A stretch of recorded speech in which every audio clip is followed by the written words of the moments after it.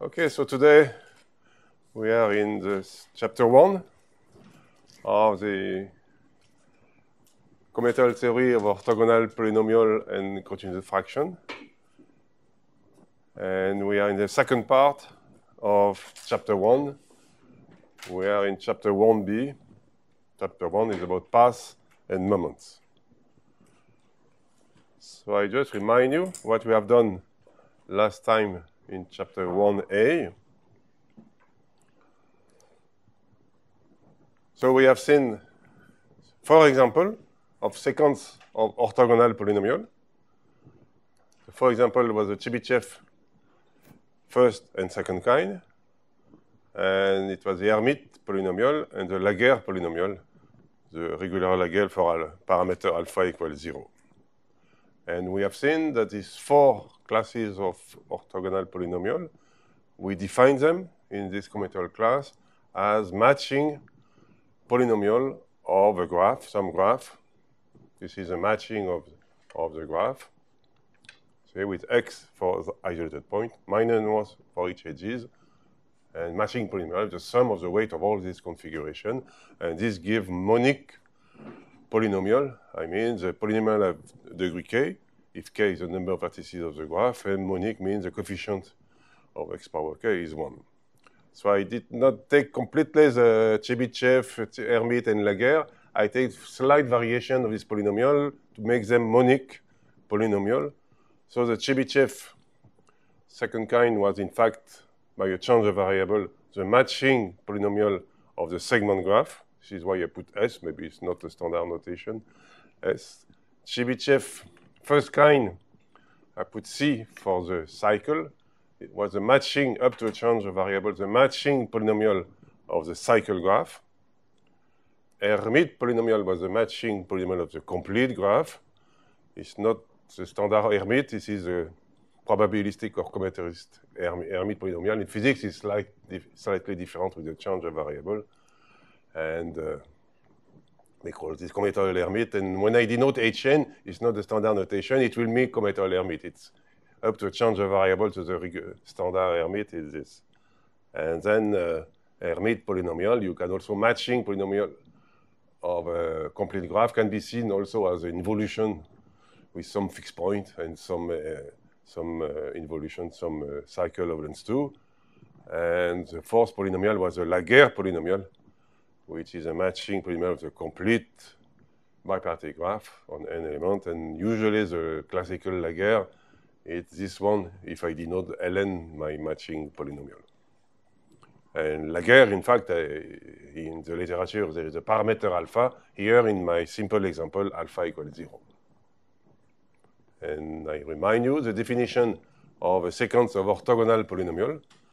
Sequence of polynomial, so I take polynomial in any ring K, not necessarily real number, complex number. It's a ring K, which can be a ring of polynomial in the parameter alpha, beta, gamma, and Q, when there will be Q analog. And orthogonal polynomial means the 3 following conditions. The degree of each Pn is n.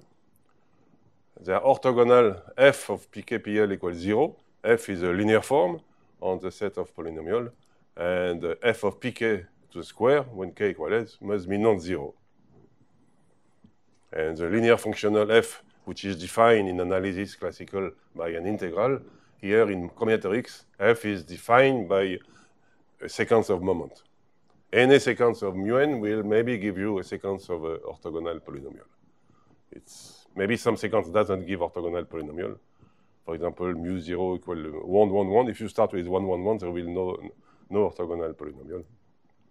So they modify the Chebyshev, but up to change the variable for the first kind, for the cycle, matching a cycle graph, it's going to be 2n chosen, very classical number of combinatorics.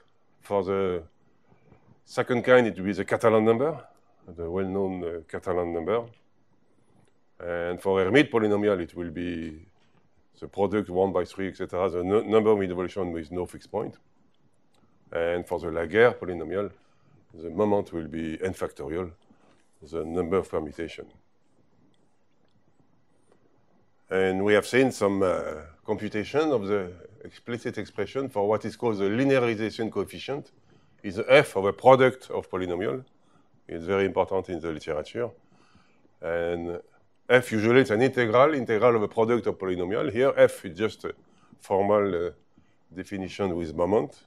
So we have give an explicit expression for this by using some bijective proof with sign reversing involution.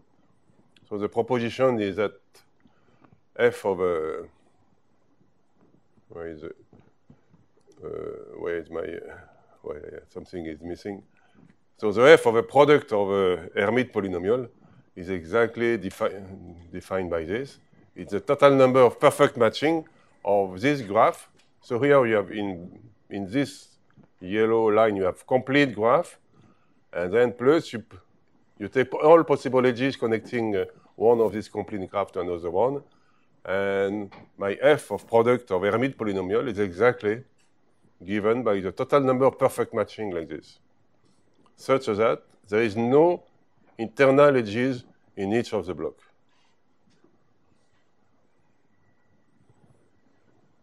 See, so, and then this proves the positivity of the f of the integral of a product of any product of Hermite polynomial.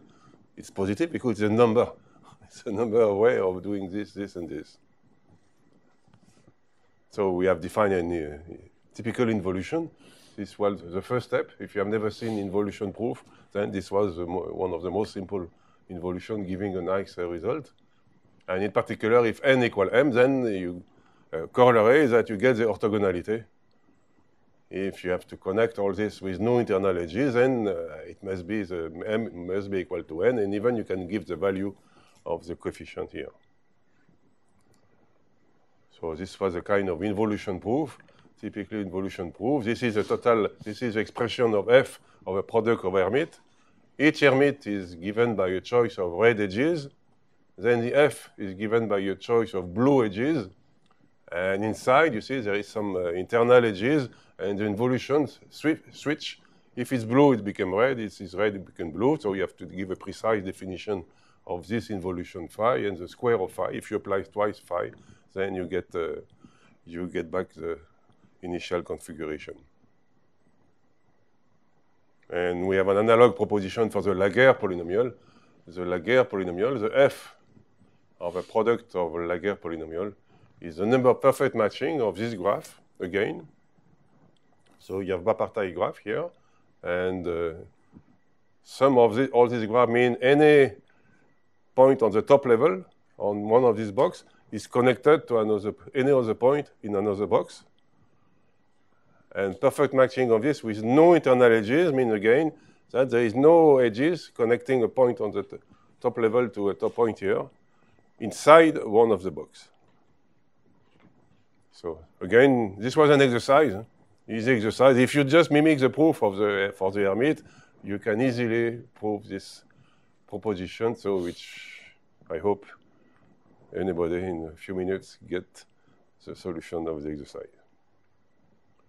So I will say more about this linearization coefficient, integral of a product of Hermite or Laguerre. So usually in the classical literature, this f of product, you will be written like this. The linear form f is an integral of something. Here is a product of Hermite polynomial. So this integral is going to be the number of such matching. And again, for the Laguerre polynomial, the integral of a product of such Laguerre will be given by this number of perfect matching with no internal edges. I am at the elementary level here in chapter 1 with alpha equals 0. In chapter 2, we will do in the class with the general Laguerre having a parameter alpha. So this was just reminding you the chapter 1a. So now I continue with an exercise. Exercise proves that f of a product triple of 3 Hermite polynomial. So total number of perfect matching when you have 3 boxes, L, M, N, 3 complete graphs with no internal edges in the sum of all these graphs, then you have a nice formula.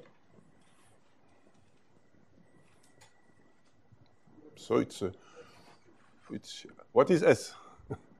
S is L plus N plus L plus M divided by 2. Because if you have a perfect matching of this, the total number of vertices of the three graph must be even. It should be L factorial in the numerator. It should be L factorial. N factorial. oh yes, yes. Sorry, L factorial here.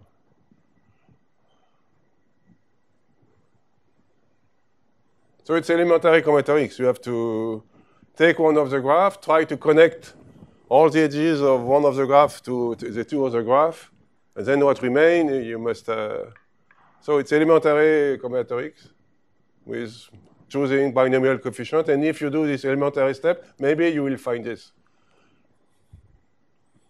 But this is equivalent to this. So if you try. If you do it yourself, maybe you will find this formula, and this formula is equal to this.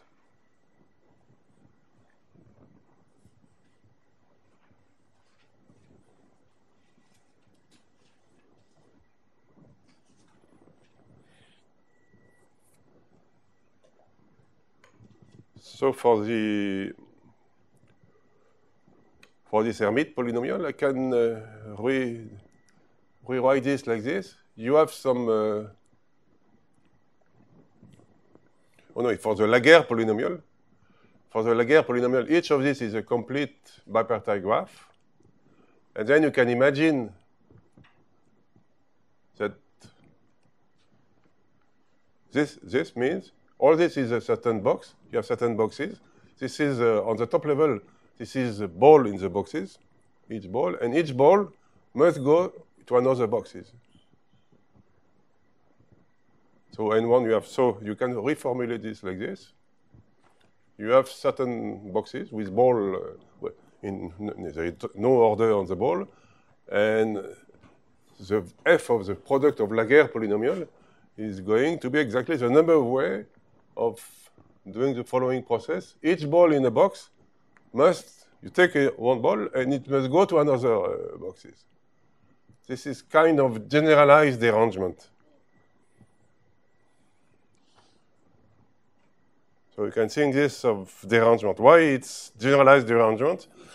Because if box has only one, n1 equal n2, equal nk equal 1, then it is missing equal 1. So this is derangement.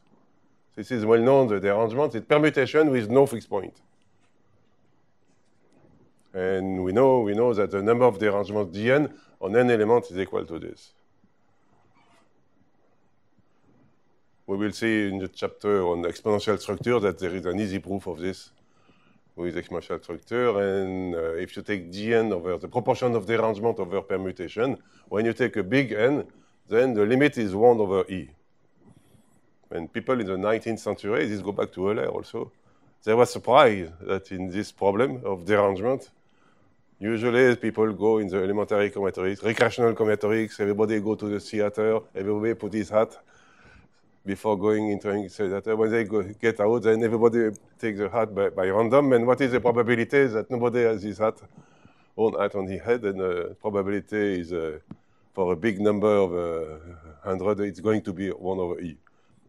So mathematicians were surprised of the appearance of e in this probabilistic problem. So the Laguerre, you see, it's generalized derangement. Instead of having one ball in each boxes, there is many balls. And so there is many papers as work on this generalized derangement, an extension of the Laguerre with parameter alpha, with the 5 Scheffer polynomial. It's on the same spirit for the other polynomial. So Hermite, in fact, this was very active area of research in the end of the 70s, the beginning of the 80s, to find this integral of a product of polynomial, because analysis, I want to understand or to show that this is positive numbers. Sometimes it is positive number. Here we have seen for Hermite and Laguerre it's positive. But if you take the Laguerre with alpha, then it will be positive if alpha is bigger than -1. So it's alpha plus 1 is strictly positive. Then it's going to be positive coefficient. So the positivity was very important. And at that time, you see, there was a paper, the first paper, maybe this paper in 82. And then for the alpha, there was many people, Lasky, Ismail, Fouata, Zalberger, Zeng, so there is many hundred of papers which work with extension of all this for the 5 Sheffer polynomial and even for some Q analog polynomial. So the proof of all this paper, it's not maybe with involution proof. So this is a complement. Complement means, I say at the first talk, that it's, I open the windows, it's above the level of the class. Maybe you need to know the part 1 and part 2 of this class, and maybe you need to know much more, but just a sample of a complement to show you the power of bijective proof. You can ask, okay, this involution is simple, it's for a kid, it's recreational mathematics, but can you prove some more difficult result with this kind of idea of a typical involution, sign reversing involution? So I show you the power of this kind of idea of bijective proof. So in the classical paper, you have to compute this integral. So Hermite and Laguerre, maybe they are defined by exponential generating function or Rodrik formula, the explicit formula. Then the integral you can compute and then show that find the same result as we have shown in the interpretation of product f of Hermite. So maybe you use exponential structure, exponential generating function, and some paper, many papers, they use computation of this for Hermite, for example, the exponential generating function for Hermite polynomial. And what is used in the exponential structure plus the commutative of elementary symmetric function. For example, this generating function for Hermite is exponential of the elementary symmetric function index 2. And the Laguerre polynomial is the inverse of this sum of elementary symmetric function. If you know what is elementary symmetric function, part 1, then you... So it's a mixture of this kind of mathematics plus exponential structure. And if you have Laguerre alpha plus 1, then there is power alpha plus 1 in this elementary symmetric function. And if some proof also use the McMahon master theorem. We have seen this in the part 2 of about heaps of pieces, and there is an extension of the McMahon theorem, beta extension, in fact, beta equal alpha plus 1, which is here. So this was a technique in many of these papers which were used to compute this integral of product of polynomial. But here we have done an involution proof, very simple. This was in a paper in 85. And maybe you say, okay, this is elementary proof, and we are just at the elementary level of the ASCII scheme of a hypergeometric orthogonal polynomial. This was true using an involution for the Hermite. But the interest of such involution is that you can apply this idea to the top level here, to the ASCII-Wilson polynomial. So from this, so this is a Q analog. This is a classification of all orthogonal polynomial. We will do in this class the 5 here orthogonal polynomial. And we will do some Q analog at chapter 6. And this is at the top level. Any polynomial in this tableau can be deduced from this famous ASCII-Wilson polynomial. So ASCII-Wilson polynomial, we have seen this last year on the class on, with the PASEP and in physics, which was a solution of the FASEP with 5 parameters, was involved the ASCII-Wilson polynomial. So this is polynomial in Q, the Q analog, and with 4 parameters. And don't be afraid at the beginning. Shouldn't do begin. It's a complement. It's a complementary section. So this ASCII-Wilson polynomial are defined by this nice formula, where this notation means this infinite product.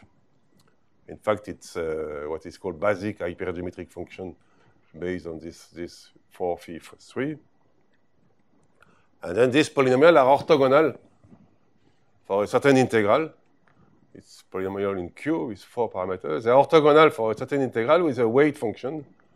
And the weight function, W of, it's easy to, it's better instead of x to put cosine theta. This weight function is this very nice infinite product, this divided by this. So you see we are at a high level in in the sky of the very high in the sky of orthogonal polynomial.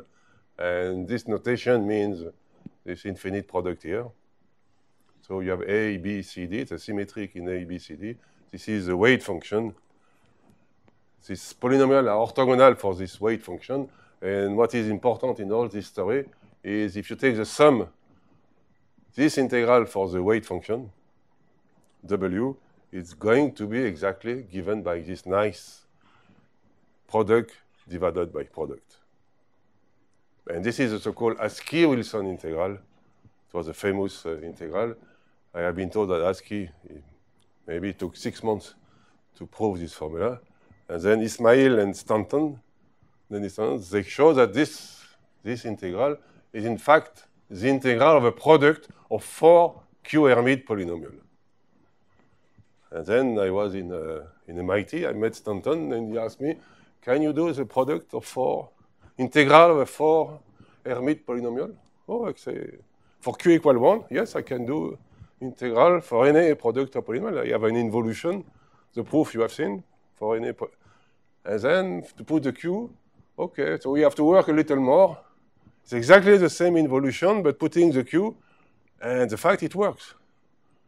So you can extend this involution proof to directly to find a proof of the Askey-Wilson integral. So Q analog of Hermite, we have seen that the three-term recurrent solution for Hermite is this, lambda k equal k, and then the Q analog is you replace this by this. So there is interpretation of the moments of Q Hermite. Moments of natural Hermite is a number of evolution with no fixed point, or number of matching of the segment of this graph, the complete graph. So here the number, there is some crossing, and the Q is counting the number of crossing. And then this Q Hermite are orthogonal for this, and then it's using the same involution. You can really give a proof of the Askey-Wilson integral by adapting the same involution. You have an interpretation of the Q Hermite, interpretation of the moment of Q Hermite with crossing or something. This is easy combinatorics. And then you have to do exactly the same involution, but maybe some slight variation, so that the Q, in the involution, the weight of Q is going to be preserved. And what you get is exactly the value of the Askey-Wilson integral. Of course, Askey-Wilson has two Askey-Wilson polynomials, right? there is 4 in the Askey-Wilson integral. There is 4 Hermite. 4 Hermite, but 2 Askey-Wilson polynomials. This is the Askey-Wilson integral. Here,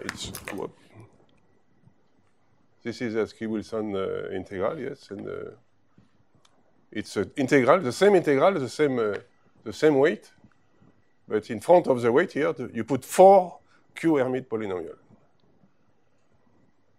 So of course, it's not totally completely bijective. At such a level of complexity, it's not totally bijective, but in one afternoon, Denis give me something, I give him a bijection, and he give me back. So it was an interplay between the calculus and the bijection.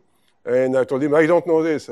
Can you put some few calculus so that I can understand combinatorially? So in one afternoon, by using at the same time bijective proof, involution, and calculus, the formula was proved. And I've been told that Askey was shocked.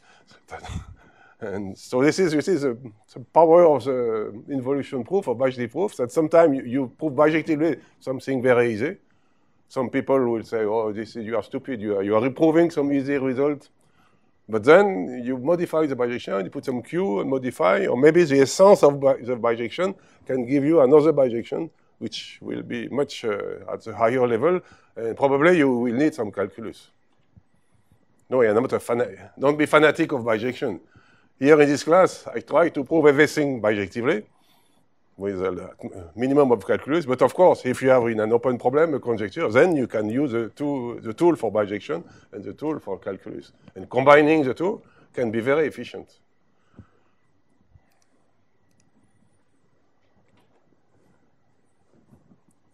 So we continue. We have done 4 orthogonal polynomials. Hermite, Laguerre. Let's compute the linearization coefficient of the Chebyshev second kind. So Chebyshev second kind, we have seen that this is a matching up to a chance variable. This is a matching polynomial of the segment graph. And I claim that this polynomial, matching of the segment, are orthogonal for this sequence of moment. Moment are exactly the Catalan number, the number of Dick paths. So because you are supposed not to know anything of the last classes, so I just remind you what is the Dick path, what is the path. So in all these classes, the path, you have a set X, any set, or any graph, any set, and the path is just a sequence of points of element of the set X. And I will say the path start in S0, and the ending point is Sn. The path go from S0 to Sn. Usually in all the class, I will use this notation when I have summation of all paths going from S0 to Sn. S0 is the starting point, Sn the ending point, and each sequence of consecutive points will be called elementary step. And I will denote by the path omega between two bars the length of the path. The length of the path is the number of elementary steps. So the number of vertices is n plus 1. There is n plus 1 vertices, n elementary step, and this will be the length of the path. So definition of a Dick path, I will use here for the Chebyshev Dick path. So Dick path is a path in the lattice n cross n, so it's a set of points in this quarter of the plane, which are above the horizontal axis. So a Dick path is a path starting at level 0. This is a different level here, this line. It starts at level 0. The ending point is at level 0. The path stays always above the x-axis. And the elementary step, you can go from one point to another point by the elementary northeast step or elementary southeast step.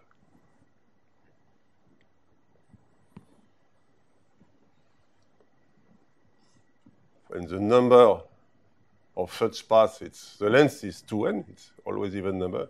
The number of such paths is a well-known Catalan number, which is this number. I will not prove it now, but maybe in chapter 3 on continued fraction, I will need to remind you some elementary fact about elementary generating function, power theory, and maybe I will prove this at that time. I will need binary tree also in chapter 2. So maybe I will just remind you about Catalan, Dick path, binary tree, and elementary generating function. And now I have my Chebyshev, modified Chebyshev. It's a matching of a segment. And I'm going to prove you that moments are exactly number of Dick paths, Catalan number. So I will do the same spirit of an involution proof. It will be maybe a little more complicated than for the Hermite. The Hermite was just to warm you up. Now we are going a little more level, a little higher level, and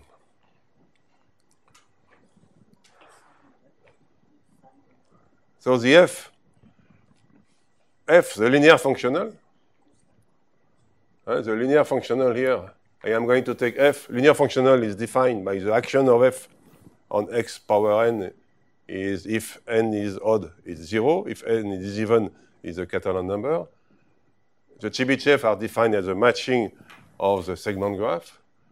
So to compute this F of product of segment, I will do the same spirit, a sign reversing involution. So the pair, I will have a pair of something like this, and a pair with some path. So this sign reversing involution is going to be fundamental. The idea will be fundamental in the class. I will use many, many times, not the same bijection, but the same essence. So it will be more complicated because there will be some weight on the path for general polynomial, but here there is no weight. There is just a Dick path and matching of the segment graph. So I am going to prove the following proposition. The F, which can be seen as an integral of product of Chebyshev. So for me, it's a F of product of this matching of a segment graph, is a number of Dick paths, omega, of length total length of the dict path is n1 plus n2 plus nk. Having the following condition, the abscisses I of the peak of the dict path. The peak of the dict path is an elementary step northeast, followed by an elementary step southeast. So the dict of the dict path must satisfy the following condition. The index of the peak must be chosen in this set. It must be n1 or n1 plus n2 or n1, etc. I don't claim that all the peaks are exactly abscissless. The abscisses are contained in this set. Example, you see, this is a dict path.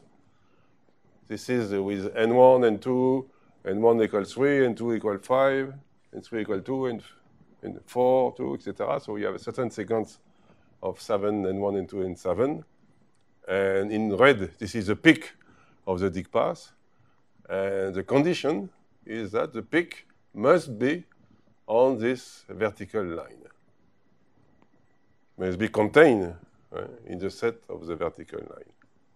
Here you see in the vertical line there is no peak. I just say the set of peak is a subset of this set. There is no peak happen in this interval between NA to brown line. There is no peak. Peak must happen only in this vertical line. This is my proposition. I will prove this again by involution, sign reversing involution, which will be very instructive for the chapter 1C and 1D, the next chapter. And immediately, before giving a proof of this, I have correlated the orthogonality. Because f of Sm Sn is going to be the number of dict paths of length m plus n, such that the peak happens only on the subset M. So if n is not equal to m, there is no dict path. If n equal m, there is only one.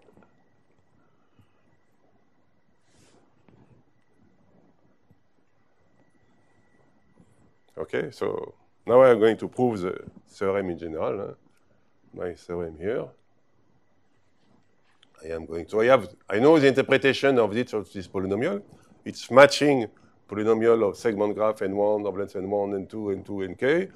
And then I have to apply on the isolated point what remains, the x power something. I have to apply f, which is going to construct a dict path on the remaining isolated point. So this is what we have seen, the expression of the Chebyshev. We have seen this in last time because they have the same recurrence relation that the Chebyshev coming from trigonometry. So I define this polynomial, the matching polynomial of a segment graph. It's the sum of the weight of all such matching, x for isolated point, minus 1 for a dimers. The length, this means the number of dimers. This means the number of isolated points, which is n minus twice the number of dimers. Now I have to compute this.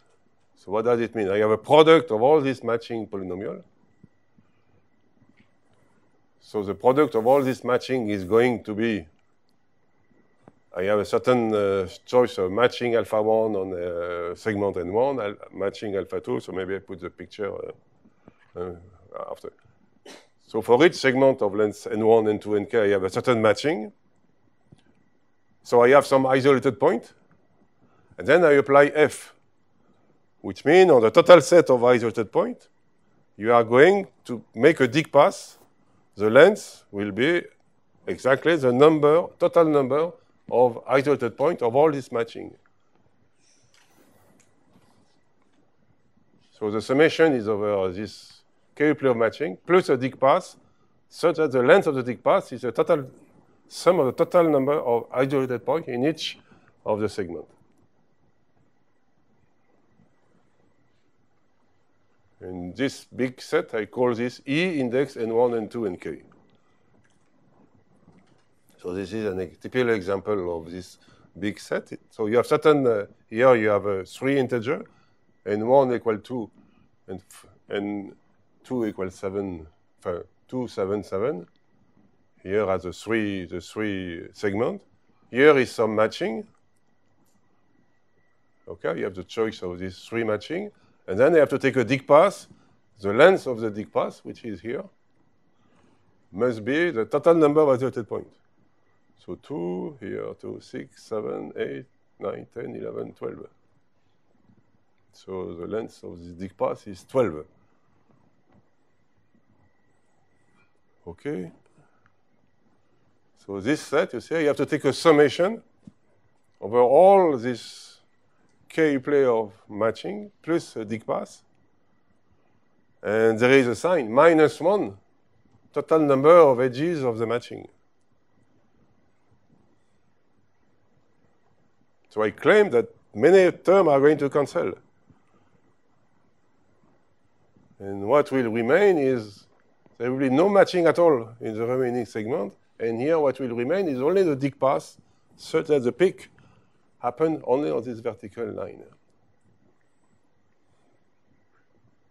So I remind you, so I call E this set of Kepler matching plus a dict path. And I define a subset of this set is going to be such that all the matching are empty matching. And the dict path is such that the peak are on this, included in this subset. So you guess now the involution, you see you have to make a big summation of all this -1 power total number of diamonds. And I'm going to make an involution which is going to kill 2 by 2 all these elements, all this pair. And what will remain is no matching at all, so there is no -1. And what will remain is only this subfamily of dict paths. And total length of the dict path is, of course, this, because the length of the dict path always is a number of isolated points of each of the matching. Here, the total number of isolated points, every point is isolated, so the length of the dict path will be this. It's easy. So this is a general term, a K-play of matching plus this. There is a -1 here, power the number of edges. So they are going to cancel 2 by 2. And what will remain, if there is no matching at all, then the length of the dict path here will be the sum of all the lengths here. But in the involution, which is going to be killing pair 2 by 2, what will remain is only this subset, F, I call F, which is exactly, I have to prove that the F of the product of Chebyshev is exactly equal to this. So this is what I'm going to do, you see. And I'm going to define an involution on this set. The involution will not work on this subset capital F. And the involution is going to kill 2 by 2, this term. And what will remain is this subset F, where all dict paths of length, total length is the sum of all these integers, and the peak are contained in this vertical line. So if I have this involution, I will get the proof of this proposition. F of this is exactly the number of dict paths like this, because there's no more matching, so I can forget the matching. They're all empty, and what remains is certain family of dict paths. So now I give you the idea of the involution. So here is a pair. You have a certain dict path. You have 3 segments. N1, N2, and 3 equal 2, 7, 7. Here is a possible of each of these 3 matching. And total number of isolated points is 12. So here I have a dict path of length 12. And each of these diamonds is weighted -1. So the idea is similar to the idea for Hermite.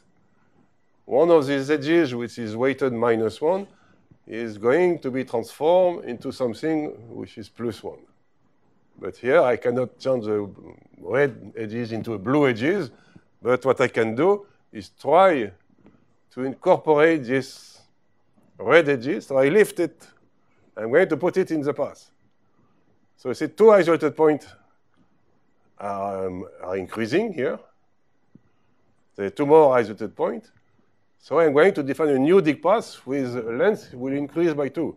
And the most natural thing is to change these dimers into a peak, a sequence of 2 segments, and to incorporate it at exactly the same position, because the total length here is so I have 3 parts, if I go back. See here, I have cut my length in 3. So here there is 2 isolated points. So this portion of the path is length 2.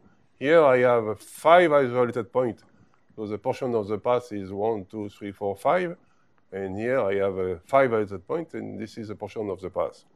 So you see, for each matching, you put vertical line which correspond to cutting the dig path into each length of each portion of the dig path will be the number of isolated points of the corresponding matching. So when I incorporate this in this part here, number of isolated points will increase by 2, and the length of this portion will increase by 2, like this. So this is the idea of the involution. Now the sign has changed. There is no more dimers here, the -1 because the +1. So these 2 pairs, this new dig path, this new triple of matching, it's possible to cancel them together. But you have to define precisely the involution. For example, conversely, if I take this, if I have a peak like this, I can then delete the peak from the dig path and put it in the right position on the dimers, on the matching. Or maybe you can, another example, you see, you take this peak, for example here, and so this peak, you see, it corresponds to this is a point 2 and 3, so it corresponds to 2 and 3 here. If I want to incorporate it, so it works. I can put it in is there no collision with some other dimers? Or maybe another example is another example where there is going maybe a collision. If I try to delete this peak and incorporating in the segment, then you see there is going to be a collision. So we are trying experiment to see how to define this involution. But now these dimers, any pieces below, you can always incorporate it in the path. But conversely, if we have a peak, transforming a dimer, maybe you are going to collide with other dimers. For example, in that case, in fact, I can incorporate these dimers in the path. Even I am going to lose a peak, but a new peak is appearing. So, what is the solution of my problem? The involution. The involution is you look your dig path. And you look the first time, when you follow, the first time you have a peak which is inside one of these segments, not a peak which is on this vertical line. So look the dig path, look the first time you have a possible peak which can go down on the segment. Now look your segment one by one. You put all the segments in total order from left to right, and you looking your segment, you look the first time you meet a dimers. So you have certain indices.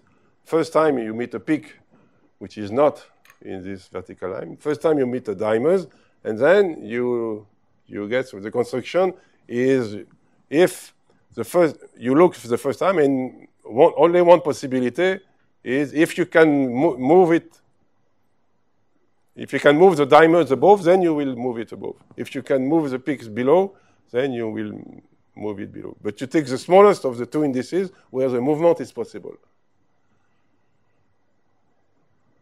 See, so I have not written explicitly. So in this case, we'll do the move it down because the peak occurs to Yes, the left. yes. Of the dimer. Here you will move this down here. But if there was a dimer there, then we will go to the next. Yes, peak this or the this next was the example.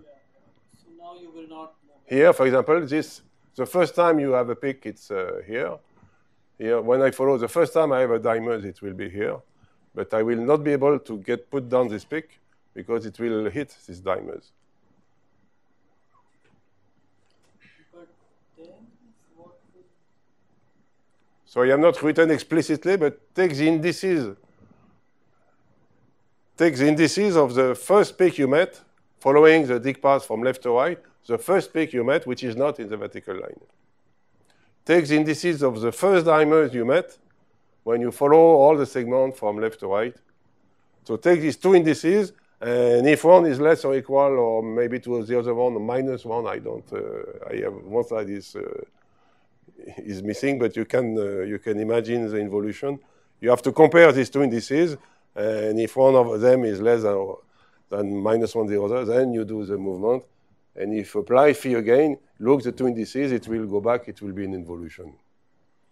I leave you So in this the case, work. we move the dimer up. Yes, in this case, you will move the dimer up.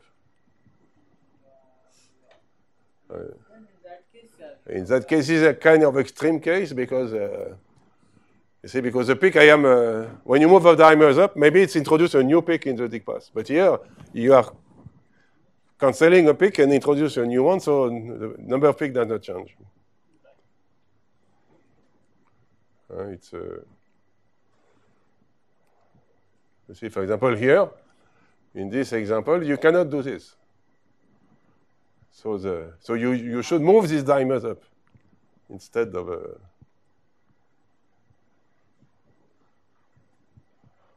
and this dimer is going to make a peak here. This dimer, it will because it's connect one more peak. It's connect to point 3 and 4, and here 1, 2, 3, 4. So it's going to introduce a peak here. So you have indices and certain index of the first peak you made, reading the dig path from left to right. First peak, which is not there. Indices, the first dimer you met, following all the segments, one by one, you met the first dimers, and you compare the two index. So if the indices are the same, then you have to move the dimer up. Mm-hmm. Yes. And then if you apply the same rule, it will go back. So this is an involution.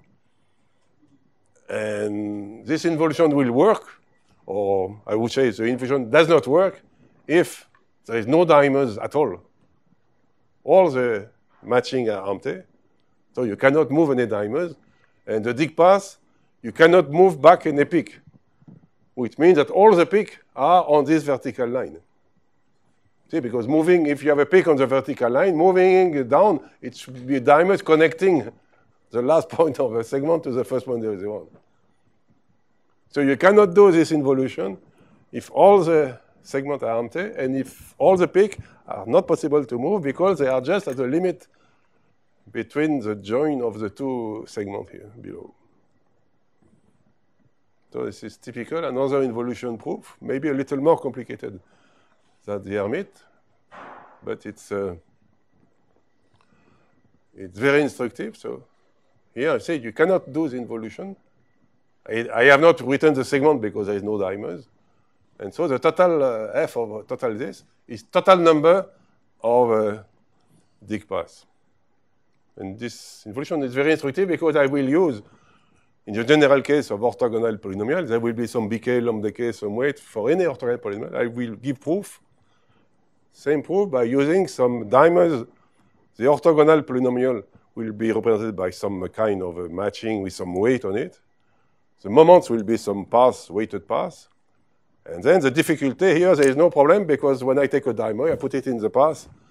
But in the next chapter, the weight will depend on the level. So if you put a different level, then it's going to have problem to get exactly what we want with the weighted path.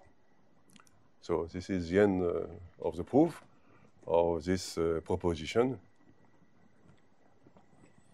And so you can make integral calculus. This sum of integral of Chebyshev or square root of this is explicitly equal to this. So this is a kind of integral calculus, and I did not write, but exercise, give a formula when you have a three polynomial. If you have two polynomial, then of course it's the orthogonality. But if you have three index, give me a formula or an expression, explicit expression, for the number of dict paths, depending of n1, n2, and 3, such that the peak are exactly on one. There is two vertical lines, and the peak must be inside these two vertical lines. So maybe there is one peak on one of the vertical line. Maybe there is two peak. So give a formula for 3 indices. I don't know if there is formula for 4, 5, 6. How to count the number of dict paths having this condition.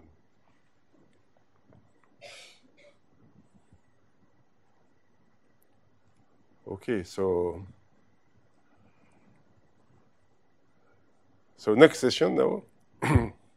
Before next session, there was a Chebyshev first kind with a matching of the circle.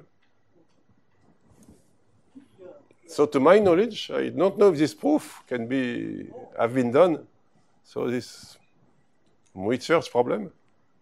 I am not sure if it's a research problem, but I have, to my knowledge, I don't know proof to do the same proof, but for instead of segment, now you have cycle, n1 of less than n1, n2, and 3. So you have the cycle graph, put some matching on it, and then the moments are 2n chosen. It's 2n chosen is it's like a dict path, but you can go below the x-axis. Or it's a number of ways to choose an element among 2n. So you don't have a combinatorial interpretation? I did not try. I try, but so give an analog proof, you see. No, but not even proof. What is the statement? As the moment of what is the linearization coefficient?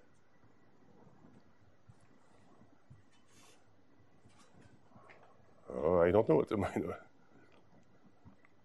So the formula is not known. I don't know enough if there is an explicit formula, explicit expression. There should be integral of Chebyshev. So there should be an expression. But is there a combinatorial interpretation? And is there a bijective proof using an involution proof? Yeah. So that analog proof, which shows that the moments are exactly 2n chosen, which shows the orthogonality. It's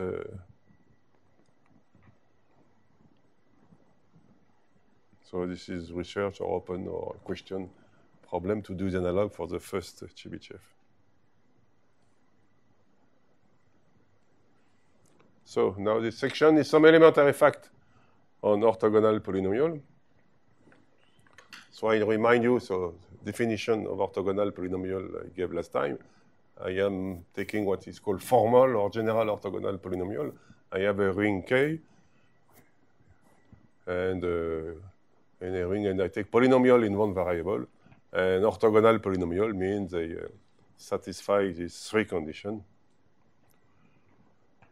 So if you have a linear functional f, maybe there exists some orthogonal polynomial, maybe not. And if you have orthogonal polynomial, then there is some moment. So what is it unique? Is there some correspondence between the linear form and the orthogonal polynomial? I claim that they are unique. If you know f, you know the polynomial. They are unique up to a multiplicative factor. And if you have orthogonal polynomial, if they are orthogonal for two different linear forms, then they are the same up to a multiplicative factor. So this is the elementary fact. So first lemma, if Pn sequence of polynomial is orthogonal for two linear forms, f and g, then there is a constant such that f equals c times g. And you get the proof. Can you get the proof of this? It's because if you take f of the polynomial pk, if you apply f on the orthogonal polynomial pk is 1 multiplied by pk. So because they're orthogonal, so f of pk equals 0. For any k except k equals 0. So f of p1, f of p2, so they are f is 0 everywhere except on the constant. So this defines f up to a constant, the value of f on the unitary element 1. So this gives an easy proof that they are almost the same up to a constant. So to prove the reverse, that if I have a sequence of a orthogonal polynomial, no, if I have two,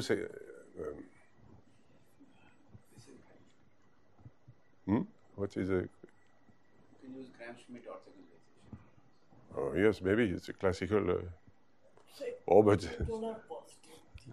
but this is no, don't.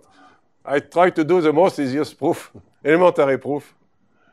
Here, so we have this lemma. If you have a linear functional, if you have a sequence of orthogonal polynomial, then the following conditions are equivalent. Pk is orthogonal for f. Second condition, f of qpk equals 0 for every polynomial q of degree less than k, and f of qpk is non-zero if the degree of q equals k. This is easy to, if it's orthogonal. If you take any polynomial q, then q can be expanded on the basis of orthogonal polynomial, and all the pi strictly less than k will give you 0. And conversely, if you have this, it's equivalent to this, so it's easy. And condition 3, instead of taking q, if you take a monomial, so this is easy lemma. These three conditions are equivalent. In any book, classical book on orthogonal polynomial, you will see at the beginning this easy lemma at the beginning. That's why I do the same. Now, second lemma, if pk is orthogonal for f, and you take any polynomial q of degree n, and so you can write q as on the basis of the orthogonal polynomial, sigma of ck pk from 0 to n, and then the coefficient ck can be expressed like this. So this is also easy lemma to prove. You can think about it, and you just apply f of, you multiply everywhere by pk and apply f of pk, and then in the summation I should write sigma of ci pi from 1 to k, and then because of the orthogonality, everything will cancel, what will remain only this term. So as a corollary, if you have two sequences of orthogonal polynomial, Pn and Qn, which are orthogonal for the same linear form, then each of them is the same up to a multiplicative factor. It's an easy consequence of the previous lemma. So which means that you see with the correspondence between linear form moments and orthogonal polynomial, it's a unique up to multiplicative factor. If you know f, you know the orthogonal polynomial. If you know the orthogonal polynomial, you know f. So if you give me f any sequence of combinatorics, n factorial, involution no fixed point, Bell number, secant number, tangent number, Genoa-Key numbers, so it should be a sequence of, in general, there should be a sequence of orthogonal polynomial corresponding to any sequence of the combinatorics. It may not exist. It may not exist, yes. When it exists. When it exists, we will see in chapter 4 that the condition that it exists is some Hankel determinant. Infinite sequence of Hankel determinant are non-zero. Some determinant must be non-zero. And another consequence, let's say I have already given you this lemma, that another lemma, if I take a product of two orthogonal polynomial, I can expand this on the basis of orthogonal polynomial. And with the same argument, you can explicitly compute this coefficient. You multiply here by Pn, replace this summation by sigma of I over P index I, multiply sigma Pn, and then you apply and you get this nice formula. So usually this is called the linearization coefficient. And this is why it's very important to compute the integral of the f of a product of three polynomials, because it gives you this linearization coefficient. Each time you have a vector space with a basis, an algebra, then you want to multiply to have the connection constant in the algebra. Product of two elements must be equal to something, and here explicit formula. And now we know how to do the F of a product of Hermite, Laguerre, and Chebyshev second kind. So, moment of some classical orthogonal polynomial. I say that many classical sequences in literature appear as the moment of classical orthogonal polynomial. Because usually when I talk with people, I was in meeting with a physicist or with people for analysis working on orthogonal polynomial. Each time he asks me, but what is the measure? What is the integral? I say, I don't know, but give me the moments. And so usually in the classical book, you don't see explicitly the moments. Well, moment of Jacobi, moment of etc., etc. So sometimes it's integer or polynomial, but Jacobi or Legendre, it can be rational number. Legendre is 1 over n plus 1. So to do this combinatorially, when in a rational fraction, I don't know how to do it. We know if the moments are integer or polynomial in some parameter, it can be done. So here is a 6 orthogonal polynomial which will appear in the class, the 5 Scheffer polynomial plus the Jacobi. And the moment here, for example, for Hermite, we have seen it's a number involution with no fixed point. We have seen the moment of Laguerre equal n factorial. But the Laguerre with the parameter alpha, we will prove in chapter 2 that the moment of Laguerre with parameter alpha is equal to this. If you put alpha equals 0, you get n factorial. If you put alpha equal 1, you get n plus 1 factorial. And this polynomial is the enumeration of permutation by the number of cycles. So this is a Stirling number. This is well known. So we will prove this in chapter 2. The Charlier polynomial, another class of polynomial we will introduce also in chapter 2. The moment are the Bell number. Bell number is the number of partition of a set with n elements. Number of set partition. And so usually Laguerre and Charlier will be polynomial with one parameter. So the parameter in Charlier, there is parameter, will count, in fact, the partition by the number of blocks. If you put this Bell number with the parameter A, number of blocks, then it will give you exactly the Charlier with the parameter A of the Charlier. That's also some Stirling of second kind. Yes, yes. So here is Stirling second kind, here is Stirling first kind. So there is a duality between Stirling first kind, second kind, because if you take the triangular matrix, each one is inverse of the other. And this duality, this will be the end of chapter 1.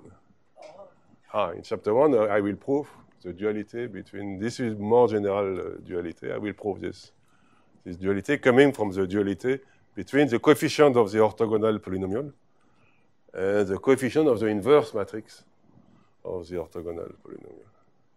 With again the involution proof, which is inspired from the involution proof we have done just this morning. So there is some other, now at this level there is 2 parameters, alpha, beta, but a special case for special parameter give you here the moment, the number of order partition.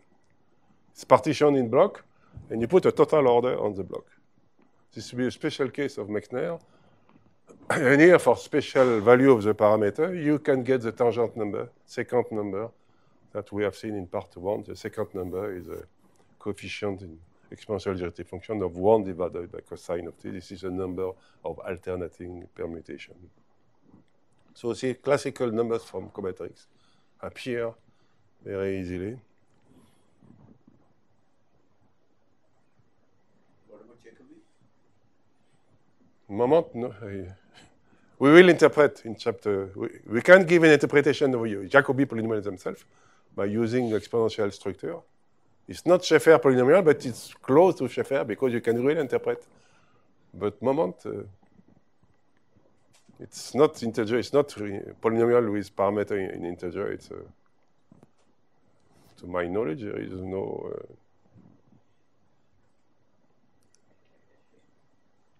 So now one of the most important theorem in the general theory, the Favart theorem.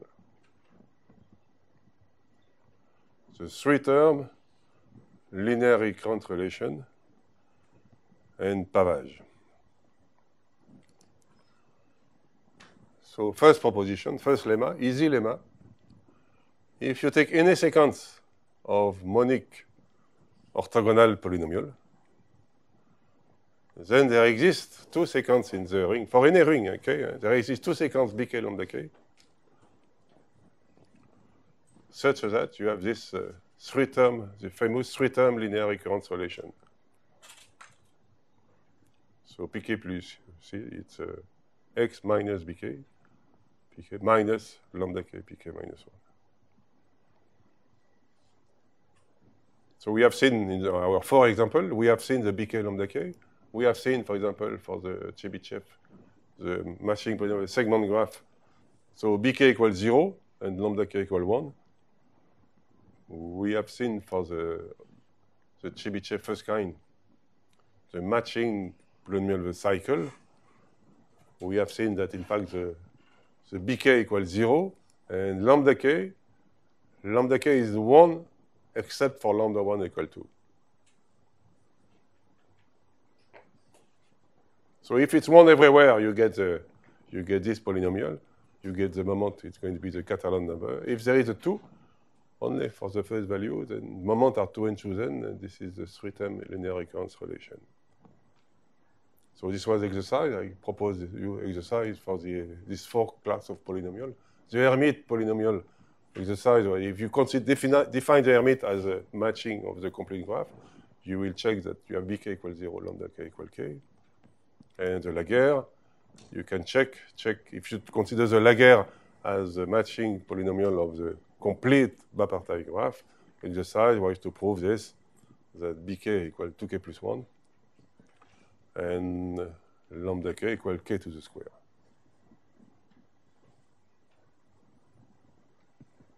So here is my proposition, my lemma, and I give a proof of this lemma. This is easy proof. It's in all classical books. You will find this at the beginning, just the very beginning of an orthogonal polynomial. So the proof is the following. You have to take it's monic polynomial of degree k. So if you subtract this, you get a polynomial of degree k now, not k plus 1. So you can make this summation. All this polynomial, expand it into the basis of polynomial all of degree less or equal to k. Now we know that for every polynomial q of degree strictly less than k, f of pkq equals 0. This was one of the previous lemma. So if I apply this operation to this, I multiply by pk everywhere. No, I multiply by pj, j for index j less strictly than k minus 1. So if I multiply by pj, then I have f of this minus f of this equals cj f of this. And now by applying the lemma, I have this is 0, and this is not 0, which implies that cj equals 0. So this is the proof of the easy proof that if you have a sequence of orthogonal polynomial, then they satisfy this famous three-term linear recurrence relation. So the converse now, is the converse true? Yes, and the converse is in general called the Favart theorem. This is not obvious, the Favart theorem for a formal orthogonal polynomial in general, that if you have a sequence of polynomial satisfying this three-term linear recurrence relation, then they are orthogonal for something, for a certain linear form f. There exist moments so that the f, there exists a linear form f, or if you prefer a sequence of moment mu n, such that the f of satisfying the three conditions 1 to 3, the f of pkpl equals 0 for k different level, and f of pk equals non-zero. And over any field, so there's no... In a field, yes. So the ring must be a domain, maybe the product of two. If uv equals 0, then must be 0. If I need a field, I will tell you. For example, for the Hankel determinant, if I need a field, sometimes I have to divide by something, then I will need a field. But in general, I just need a ring.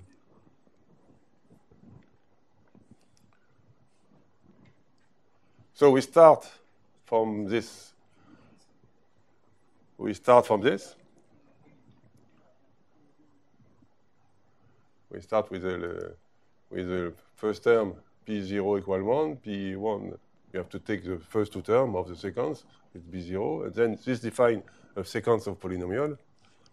So to prove my Favart theorem, I am going first to give an easy interpretation of this orthogonal polynomial in terms of some matching, but with the weight bk lambda k.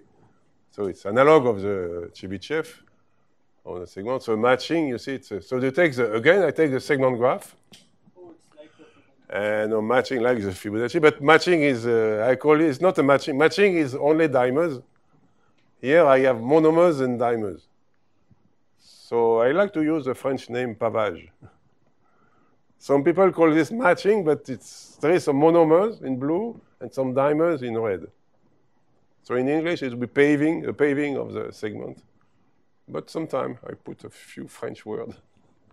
It's make elegant or fancy to have some French. So pavage will be monomers and dimers, which are 2 by 2 disjoint. So you take a pavage and you put a weight on each of these monomer dimers. So the weight of the dimers, or the monomer, say here, the weight is, did I take, so the segment I will, by convenient, I will start the segment by 0. So segments of length k will go from 0 to k minus 1. Because 0, when I will take the path, it's level 0. So I will always start by 0. And then the weight, you see, for the monomers in blue, it's B index, the indices of the point. So here it's 4, so you put a weight B4. Now for the dimers connect I minus 1 and I, and you put the weight lambda index, the second number here, lambda 2. So the minimum weight for lambda will be lambda 1. So the lambda k, it starts from k more equal to 1, because the smallest is lambda 1. The bk, they start at 0, b0. Now the total weight of this will be, see, you take the product of all these bk lambda k. Now you will put an x, as usual, before for the each isolated point. And I have to put a minus 1, total number of elements. Each element, blue or red, will give a minus 1. So here there is 4 PCs. This will give you minus 1 power 4. The product of the bk lambda k, and you will put x power, the number of isolated points.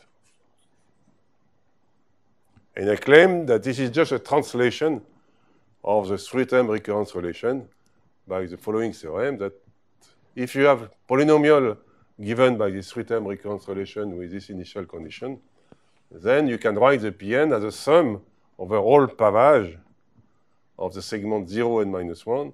Minus 1 powered by the number of PCs of the pavage, the weight of the pavage, V alpha, number of isolated points. So this is the interpretation of the general interpretation of the orthogonal polynomial.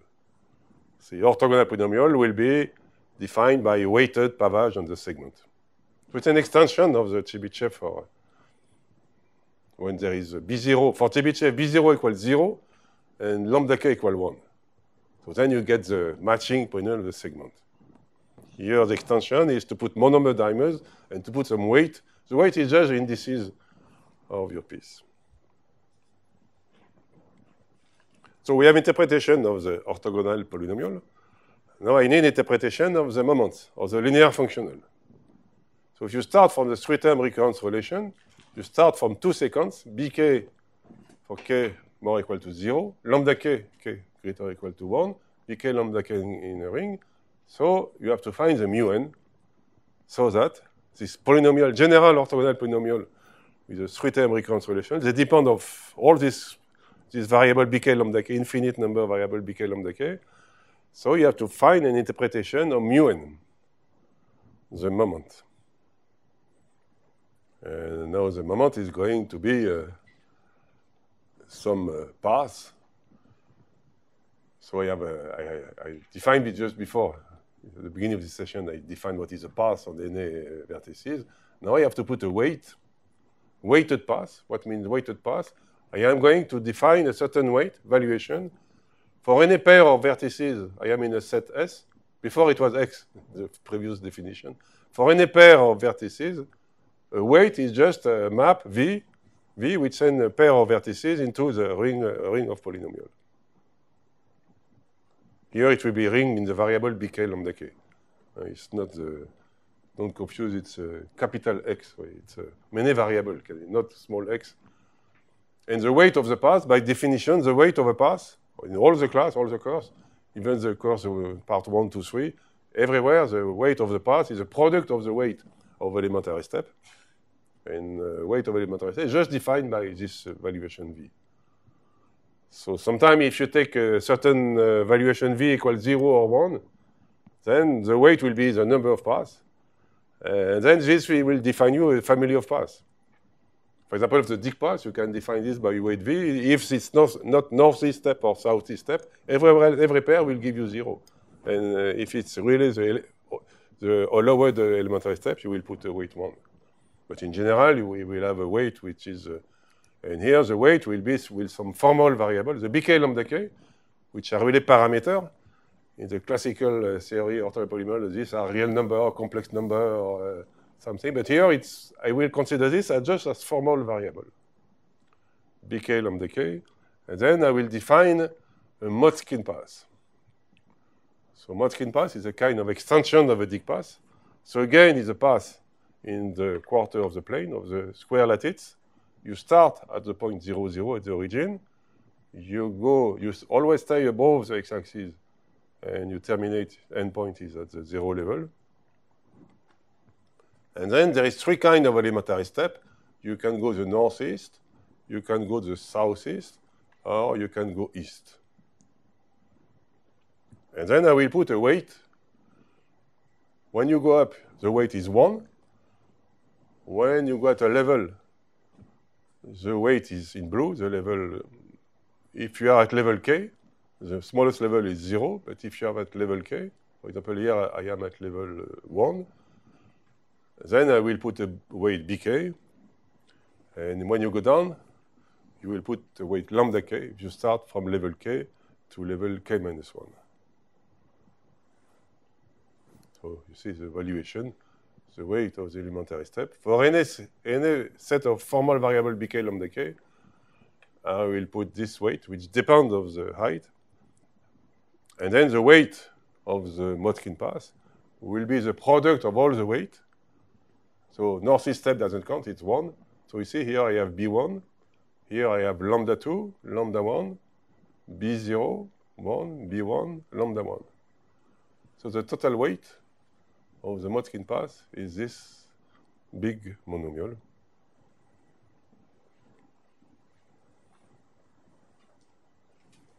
And now I claim that if you have a polynomial defined by this 3-term linear recurrence relation with coefficient bk lambda k, then they are orthogonal for a linear form defined by this sequence of moment.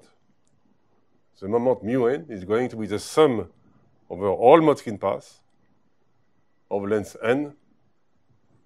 So you have a big monomial, a big polynomial in the variable bk lambda k. And f, so is defined by this.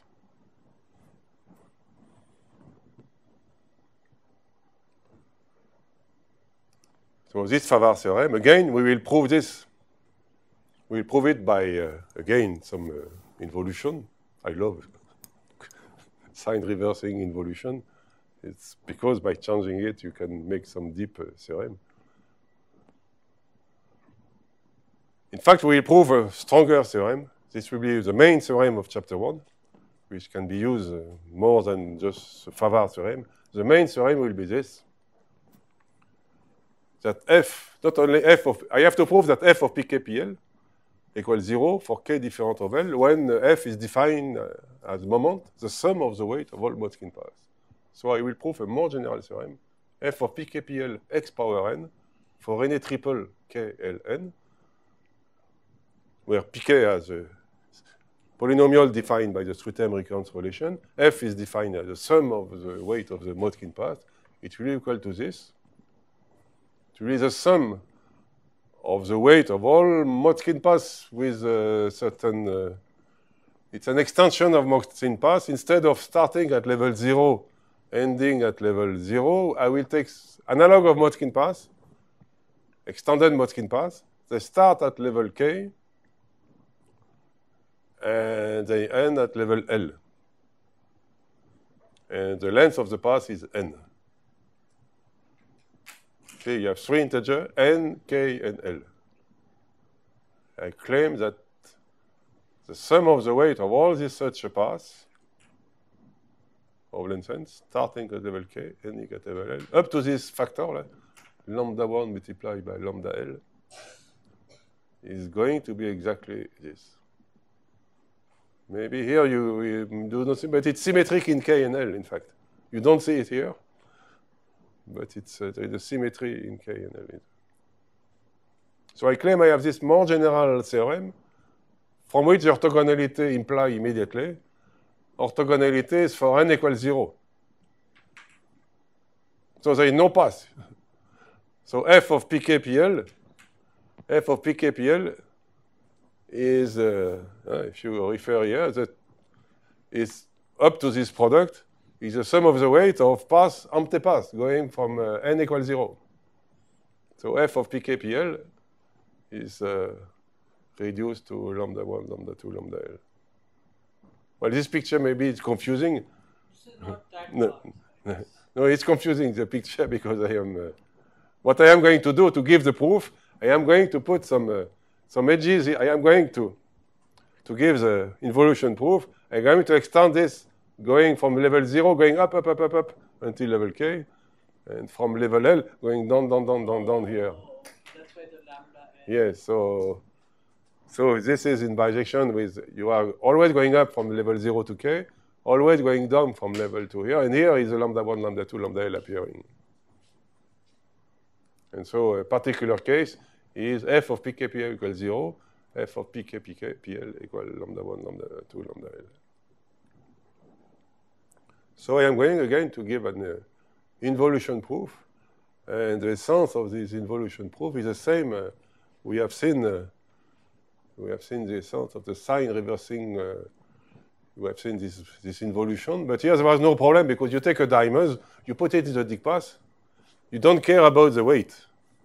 Here I will do the same. Here the orthogonal polynomials, there are some dimers or monomers weighted bk or lambda k.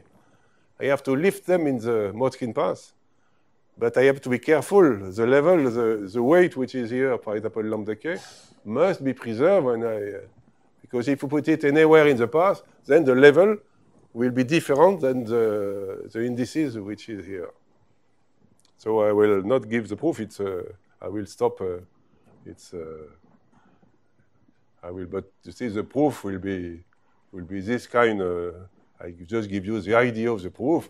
If to interpret this, the PL are interpreted as matching, weighted matching with BK lambda K of some segment of length K, segment of LL. This is F interpreted by Motzkin path, and the interpretation of this, I will finish with this, the conclusion. To give you the idea of the proof, the interpretation is this. See, you have a Motzkin path starting from 0, ending to 0. Here I am at level K. Here I am at level L. Here I have two matching polynomial with a BK lambda K here, BK lambda K. So this corresponds to this corresponds to this. And then I'm going to work the involution on this triple of this, and this. And everything is going to cancel. This will be empty matching, empty pavage. And here I will go up, always going up, going down. And what will remain is the path going from level K to level L. So this is the idea of the proof, which is inspired from the idea of the proof for Chebyshev. But now we have to work with the weight to be careful to preserve the weight when a monomer or dimer is going to be lifted to the path. Okay, that will be the end of this second part of chapter. And next part, I will prove this theorem and make some other implication. Okay, thank you very much, everybody.